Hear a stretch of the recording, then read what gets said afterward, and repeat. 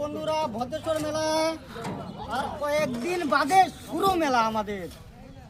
আমার পাশেই বাড়ি ভদ্রেশ্বর মেলা।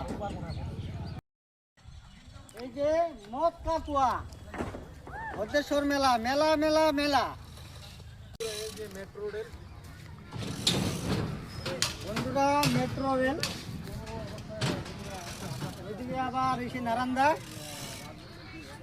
বন্ধুরা দোকান পাশা চলে আসছে। ওই যে দেখো ভদ্রেশ্বর মেলা।